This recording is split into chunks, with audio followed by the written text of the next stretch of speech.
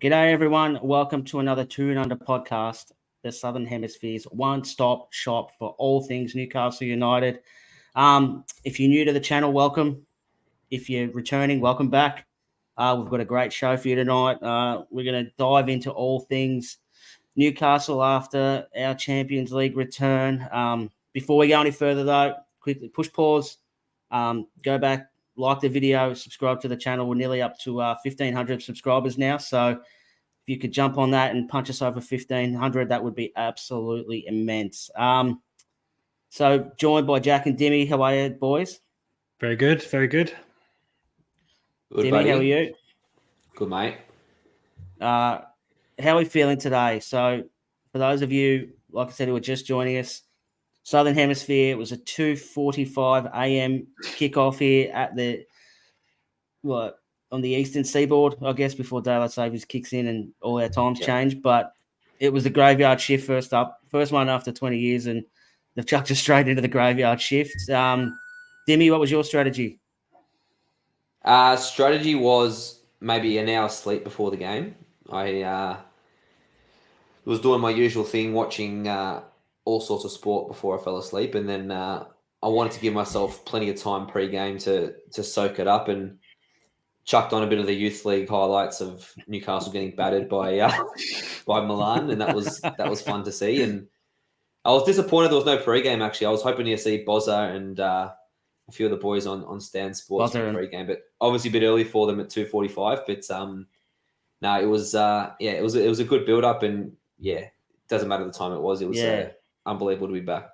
That was just second 2:30 a.m. in a row or something, wasn't it? Because I think in 3 days, because the Brentford game was similar time. So it's been a tough one. Yeah, we've had a rough week. Jack, you get your Stan Sports subscription all sorted, so you could log in straight away. Everything was all good for you. All good, all good. I've got my father-in-law's password, so don't tell Stan Sports. But actually, no, you're allowed to have more than one. Yeah, so of course you are.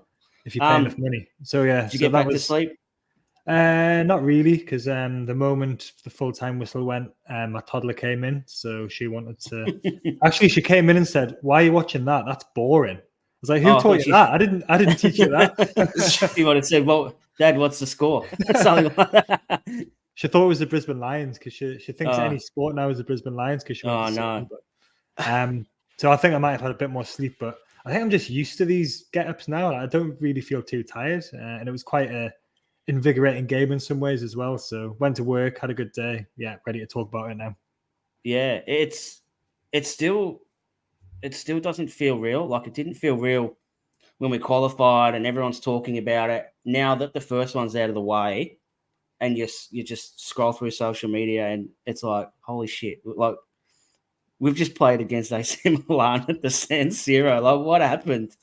Like I still find it hard to process.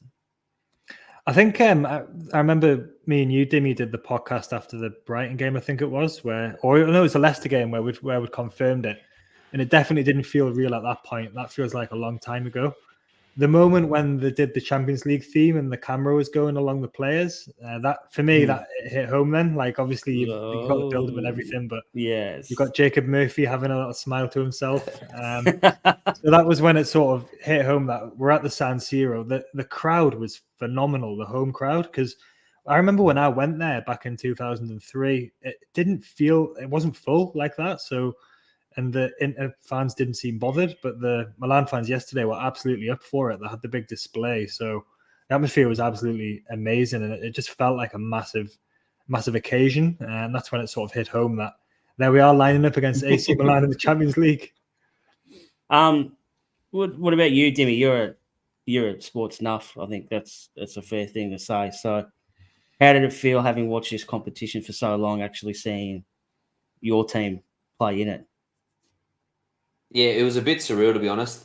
Obviously, I do remember our last Champions League vaunt, and I do remember watching the games on SBS back in the day and watching Newcastle play Champions League. I thought when I was younger that was normal. We were going to play Champions League every year, but clearly that's not the case. And I think, like Jack said, when the Champions League anthem started to be played and you just saw the players' faces, and especially good old Murph with his reactions. He was sensational. I wonder if Eddie just wanted to pick him just for his happiness and just sort of banter.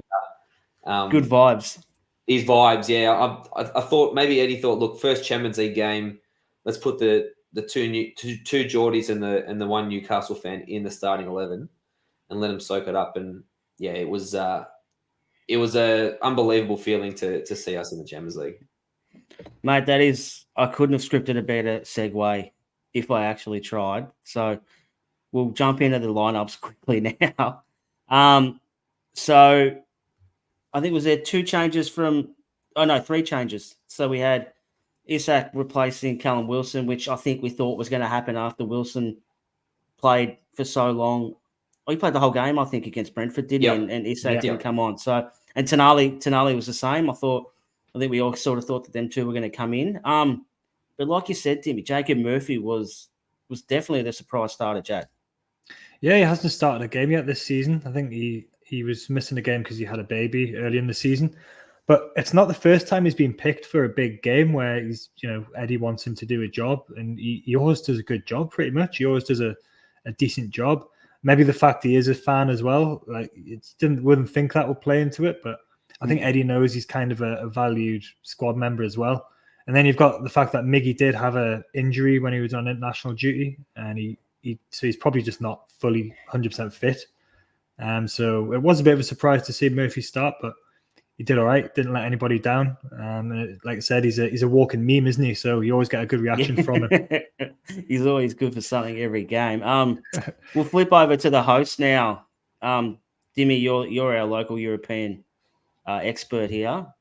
What sort of team is this for them? Yeah, so there was a couple of changes from the weekend. I think the main one that most Newcastle fans would remember and not see on this team sheet is Pulisic.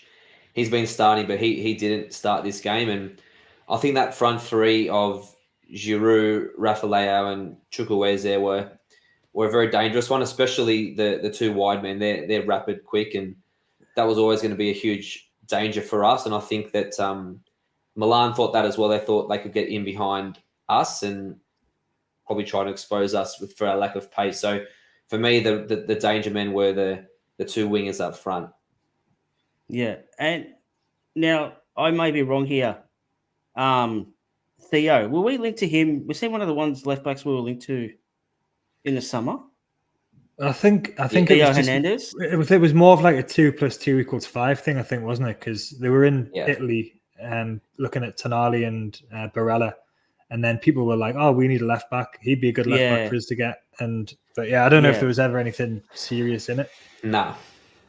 Yeah. But you look at the Milan team, though. It's funny. You've got 3 Chelsea. You could call them Chelsea rejects. Players who couldn't really get in the Chelsea team much. Giroud, Loftus-Cheek, and Tomori. Bring it back up there. So Milan, if they've got the name, they've got the prestige, but they're not. Yeah, kind of. They're not the fearsome opponent that they have been in years gone by with all the famous players. So it's just interesting the way the Premier League sort of got such dominance over. Maybe it's just because we focus on the Premier League, but it's kind of got dominance over financially and in terms of the players that can attract over other leagues. And that kind of shows that the Champions League semi-finalists have got, 3 Chelsea rejects in their team. Yeah. I think before we go any further, I think we should just touch on the kits. I've been on record saying I love the blank backs. I don't like the stripes on the back. And to see that, which I think most guys, who were watching that youth game would have seen it and went, "Oh, what's going on with these kits? They've got the white backs and stuff like that." I love them. I think it should be a rule in the Premier League as well. To have red numbers is fine. We can keep the red numbers, but actually just take the stripes off the back of the shirts. Dimi, you agree? Yeah, I agree. I think it does give a good contrast, and I think it is a UEFA rule. To be fair, it is a rule. It is in the Champions League that you have to have it clear there. So that's why the kit was set up like that. But yeah, I'm with you. I'd prefer probably a blank space there and leave the numbers whatever color you want to leave the numbers, but a blank space gives it a bit more contrast. Yeah, it makes you feel bit more special as well. Like, it's Yeah. the Champions League, it's a different competition, it's a different shirt, and it's sort of had the white different font shorts. as You had the well. white shorts as well, so it just looks a bit different. But I remember back last time we were in the Champions League, for some reason they made the home team play in their away kit if there was a clash. Yeah. So we ended up wearing the grey and blue thing we had against Juventus. Yeah, the NTL home. Yeah, Juventus wore their away kit when we played them at home. I don't know why UEFA did that, but I don't know if they're going to do that this time again. Who knows? So we won't sort of, I guess, pick apart the whole game, but the first half as a whole, I think, was a pretty stern introduction to what Champions League games are. A little bit different to how your sort of run-of-the-mill Premier League games are. Jack, did you think we sort of done well? We're a bit, not overawed, but sort of trying to come to terms with this whole new thing that we're doing here? Yeah, I think the first 10 minutes we were pretty good. We were just, we were trying to press at the front, so you could see that. Like whenever they had it at the back, we had the three forwards really narrow, ready to press them. We kind of contained them pretty well for 10 minutes or so. We were probably a bit nervous. It was a massive occasion. Eddie had made a big point about saying we need to just treat this as a football match. It is a football match. It's a football pitch.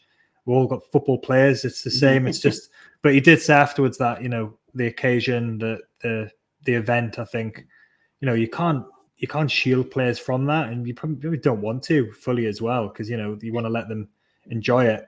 But yeah, after the first 10 minutes, between 10 and 25 minutes was a real struggle. I think they had about 6 shots on target.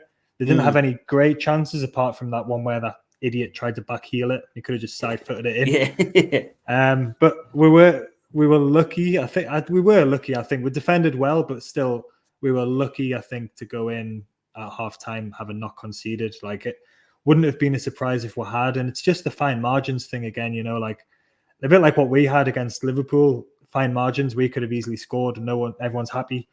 They could have scored there. Everyone's kind of unhappy instead of being happy about, getting a clean sheet. So fine margins, we defended well, but I do think we were lucky to go in at half time. Dimi, you're our European correspondent, basically. Did anything surprise you in the first half from what you've seen? Not really. Milan were trying to play, I think, a high line and squeeze us. That's sort of what they want to do, and they want to keep the ball. It probably, the one thing that may surprise me a little bit was they weren't getting Leao to run in behind as much as I thought they would, because he's rapid, quick, and the one time he got on our centre halves in transition, he had that chance where Jack said he completely balls it up when he tried to back heel it. But we didn't really see him running at Trippier, and we didn't see him running at our centre halves, which I think is good. Giroud, I thought Botman had in his back pocket. I think Giroud barely had a sniff. I mean, a couple of half chances. He had one where he tried to scissor kick it when the ball was 2 meters in the air. I don't know what he was doing there, but I think we, in terms of tactically, we knew what they were doing. I think where we were getting in trouble in the first half was we were giving the ball away just way too cheaply and inviting pressure, and against good teams, European quality teams who are experienced in these competitions, more or less you get punished. So like Jack said, we're probably a bit lucky we didn't get punished for some of our careless mistakes. But in terms of what Milan were doing, there wasn't anything that sort of surprised me. There was always going to be a response, especially after their 5-1 smashing in their derby. There was going to be a response from them. It felt a bit like the Man City game, where we just couldn't get going forwards and we were giving it away a lot, like sloppy mistakes. Yeah, but uncharacteristic. Uncharacteristic mistakes in the midfield.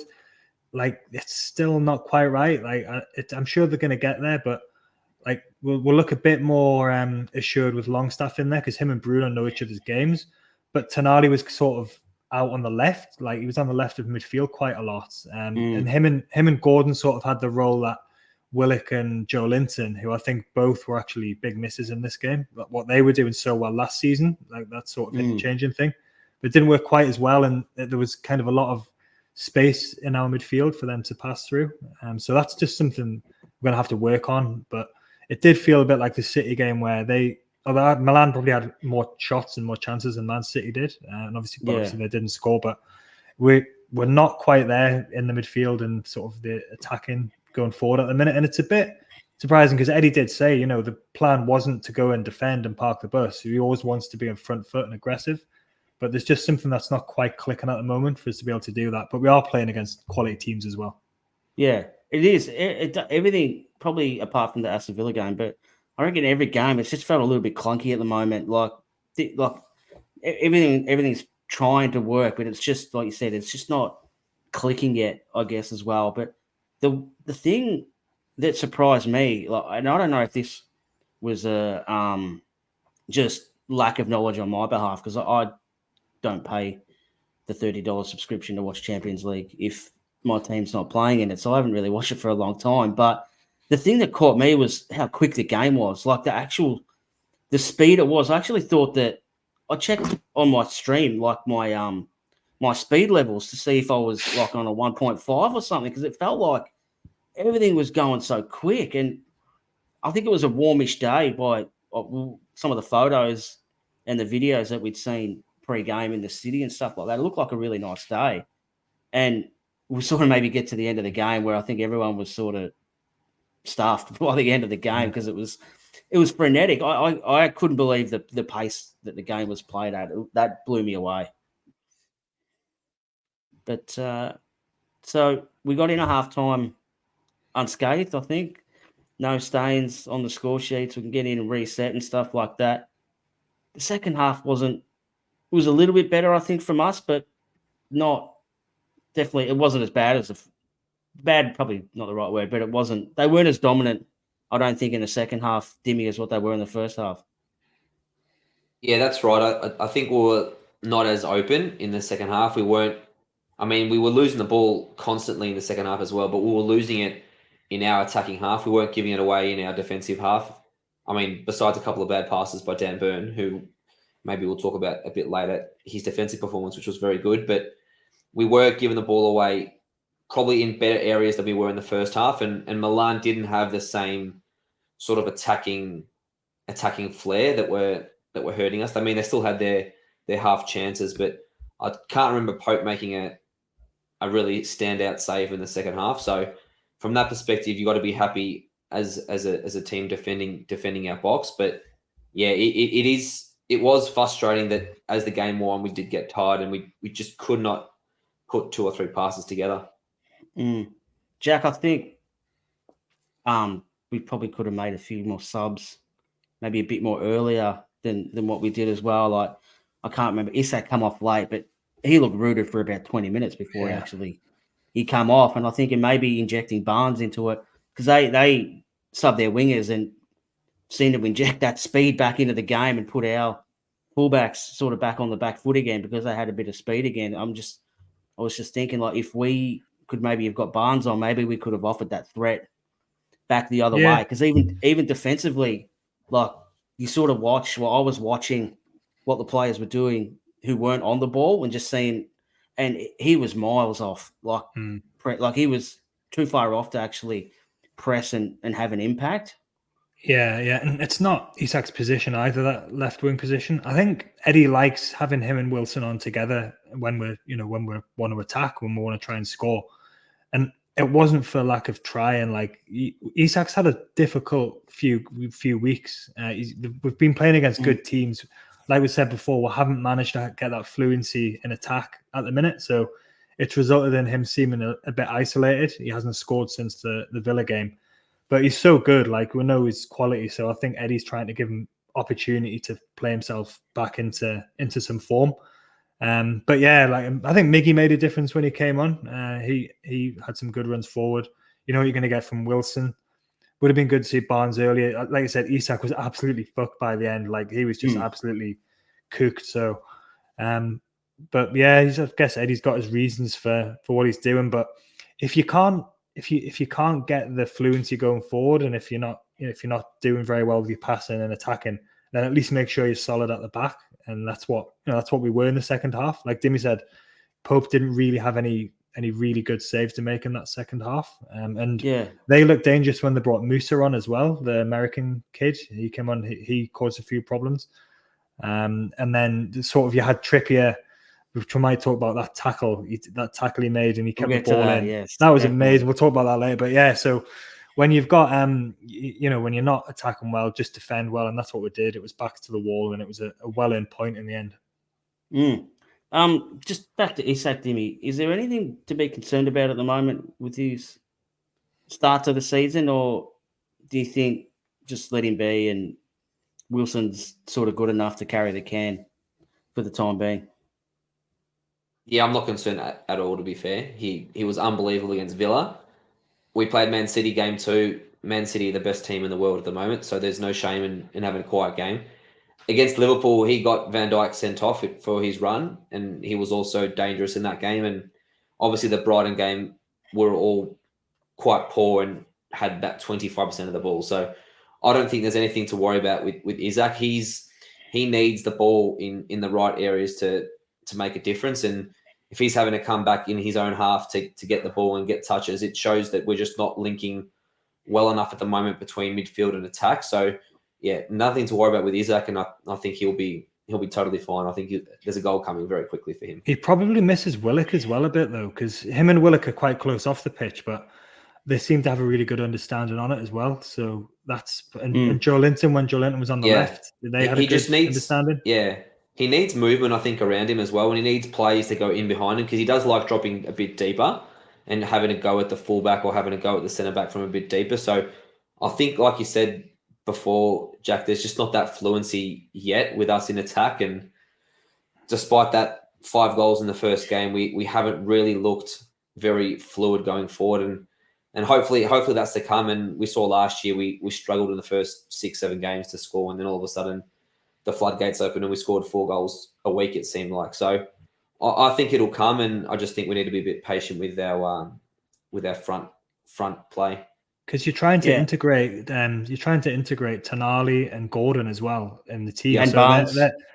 Well. So that these are new players. Gordon started every game. Tonali started almost every game. So, and Bruno hasn't quite been himself, as well. So everyone's just trying to learn how to play, and the system's changed a little bit because Joelinton and Willock are not there. But when they get back, then that's another option. So it's going to come. Like, the players are good enough. We know that, and we know that they'll get there. We're going to have some games against not such good teams coming up as well soon. So if we get to another 5 games and Isak hasn't scored and he hasn't looked good, then maybe we'll start getting a bit worried. But I'm convinced that won't happen. He's going to start scoring soon.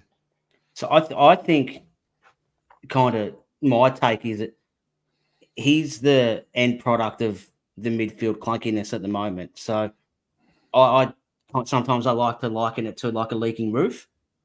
So you fix a plaster, but you actually have to fix the roof first. The plaster is just the end of what the damage is. So you have to fix the midfield, and then you can worry about the end of it, because I think he's proven he's a very good player. But I think he's just going to he's a bit of a victim of this sort of midfield clunkiness until they work each other out and work out how it's all going to work and stuff like that. Towards the back end of the game, let's not dance around it. That tackle from Kieran Trippier was one of the best tackles I think I've ever seen. Dimi, you can go first. Just start talking. It was brilliant. It was brilliant. I mean, not only won the ball, he kept it in as well, and he made the pass. It was sensational. I mean, for me, Trippier was arguably our best player this morning. We'll get to the 3-2-1 at the end, mate. Don't give your votes away yet. I'm not giving my votes. I'm just saying he was arguably one of the best players this morning. He looked a cut above, and he definitely, the occasion wasn't too big for him. He looked like he's been doing it for years, which he has. And yeah, that tackle was very important because, like you said, they brought on the substitutes who had a bit of pace and injected a bit of life into Milan. And yeah, if he doesn't make that tackle, maybe they're bursting down the right wing, and who knows what happens. So yeah, he's a sensational player, and it's great that he's in our 11 and we can rely on him week in, week out. Jack, there's 2 things that really, I don't know about you, but for me, there's 2 things that have really stood out that's changed since Eddie Howe's taken over. The first thing is sort of our aggressiveness and the speed of which we move the ball. So we haven't seen that for 15 years, probably. Mm. The second thing is when we win the ball back or when the ball's sort of in dispute, if we get a foot on it, our aim was either to get it out or get it back up the pitch again. There was no... Now, every time we tackle or intercept, we actually try, if it's a header, we'll try and head it to a teammate and then start playing again rather than that lock. And that tackle just was like the complete encapsulation of what we've sort of been about for the last, we'll be nearly coming up a couple of years now. Yeah, it was something special, wasn't it? Like when you're getting excited about a tackle, but it really was that good. It wasn't even like a goal-saving tackle either. Like it's not like the bloke was clean through and man, if you didn't make that tackle, we were just going to score. And when you haven't scored and when you haven't had many chances, then you're allowed to get excited about tackles. Celebrate the little things. Trippier did that thing again where he stood out from right back, which he does do in big games sometimes because he's that good. Because like Dimi said, he's been there before and he's done it. You could just tell he's got that experience. I think he was one of five players that we've got who had prior Champions League experience. He's played in a final. He's played in World Cup semi-finals. So he's just got that mentality. He knows what it's about. He doesn't get overawed. This was the biggest game by a mile of some of these players' career, maybe apart from the Carling Cup final last season. But Trippier's played in the Champions League final, so he knows what it's about, and he's this stage is what he's made for. I think it would be good for him to actually get a rest sometimes. When the games are coming thick and fast. Livramento's there, so he's going to be slotting in at some point. But you just can't play without Trippier at the moment. He's so vital to the way the team plays, attacking and defending. So I think Livramento will probably play against Man City in the cup, but you can't drop Trippier. He's the first name on the team sheet, and he was absolutely magnificent in this game. And Dimi, we nearly nicked it. We nearly nicked it at the end. I thought it was a bit because I must admit I was watching on my phone while rolled over in the side of bed, so I had no commentary on, so I had no noise or anything like that. I thought he just hit it over the bar. Well, first of all, I was yelling, playing Trippier, because Trippier looked like he was through on the right-hand side in like miles of space in the 18-yard box. And then I just thought he sort of hit it over, and then they showed the replay. And I think it was going in. I think he's just tipped it over the bar, Timmy. Yeah, it was going in. I thought it was in. I was up off the couch, and if it had gone in, God help Katie in bed. I don't think it would have been tops off. It would have been God knows what would happen at my house. But no, it was a very good chance, and obviously our only really clear sight of goal, and it took to the 95th minute. But it was a great strike. The only thing you can say is if it was slightly to the left or right of the keeper, maybe he can't make the save, and it was at a height where he can save it. But it was a good strike, and you sometimes you need a bit of luck for those shots to go in. I don't think we can sit here and say that should have gone in and we should have won.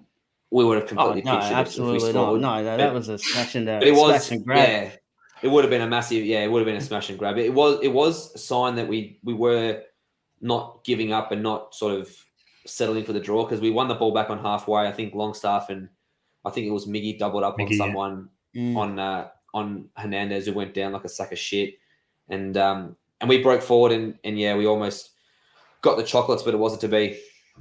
Jack, I said this in the chat yesterday.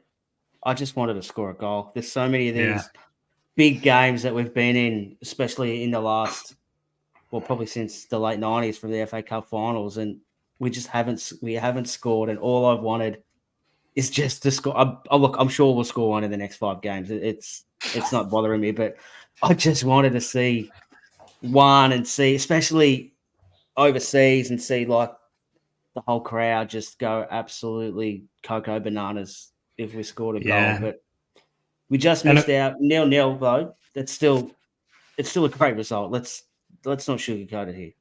Yeah. I mean, for it to be Sean Longstaff as well, though, what a story that would have been. Oh, no. I remember last time in the San Siro, Nobby Solano had a shot that hit the post, and that would have been the winner as well. So and that would have just brought the house that would have been amazing. Would have been a smash and grab, but the thought of that, I don't think anyone would ever stop. I think they'd still be there. I reckon they'd still be in. That still wouldn't have left.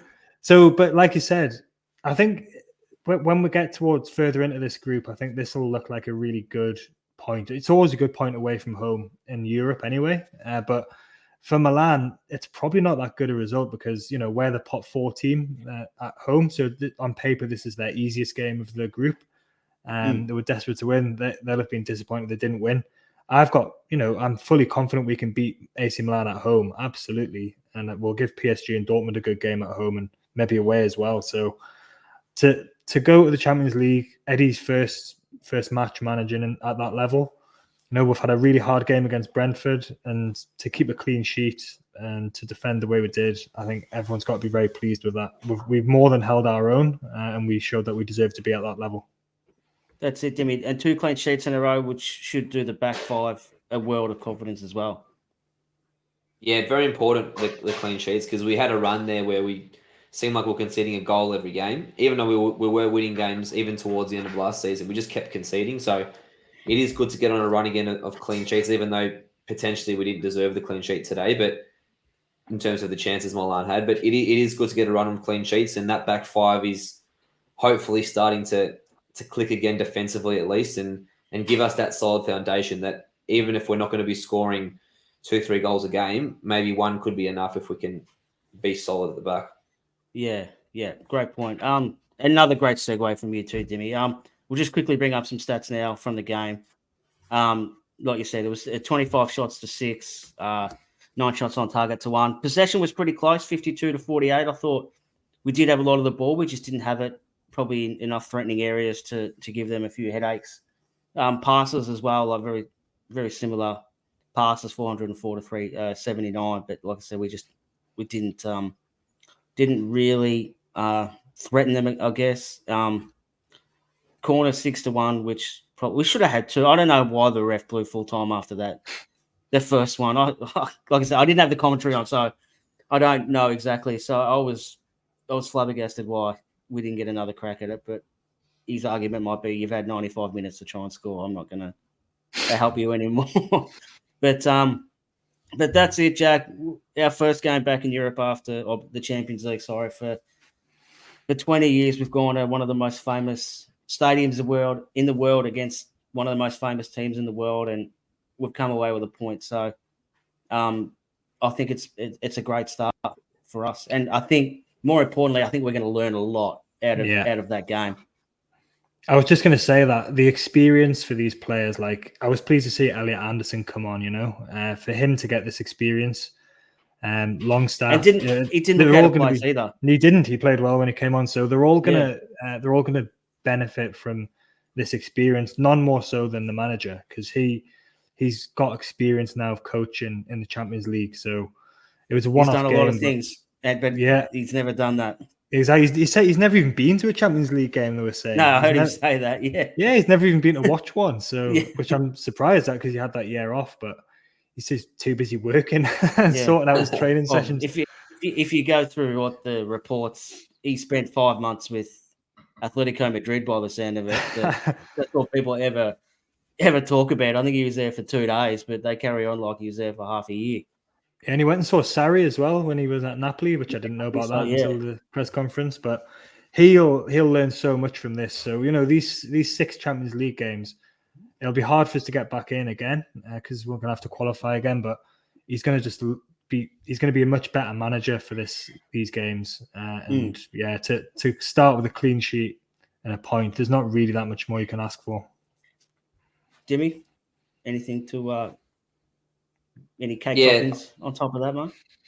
Yeah, there's nothing much to complain about, to be fair. A point away from home in the Champions League is gold, and like Jack said, we're going to have to play Milan again at St James's Park, and we'll definitely fancy our chances against them. And I think Milan have got 2 away games to come after this one, so they've got a bit of trouble in terms of getting points in the group, and we've got 2 home games coming up. So we've set ourselves up well for a good crack at this group, even though it is tough. I think we should back ourselves against anyone at home. And it is a good experience.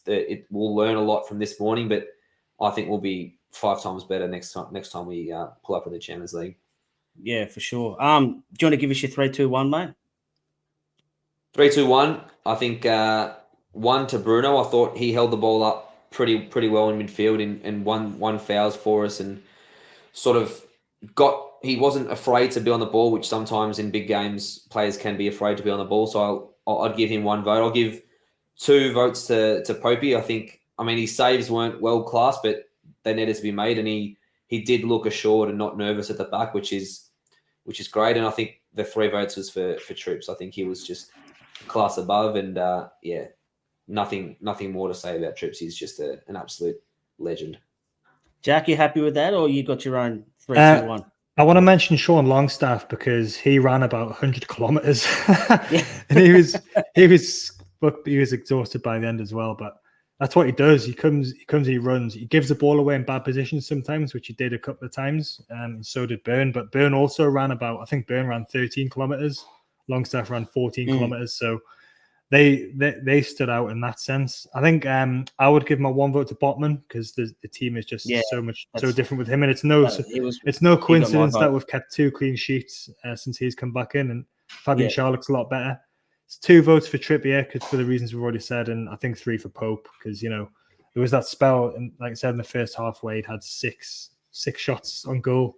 That's hard for a goalkeeper to do that and to stay composed. So he was great, and that's good for him because there's been a few concerns about him lately as well. So it's good for him to get that confidence, got confidence back and show that he's the main man.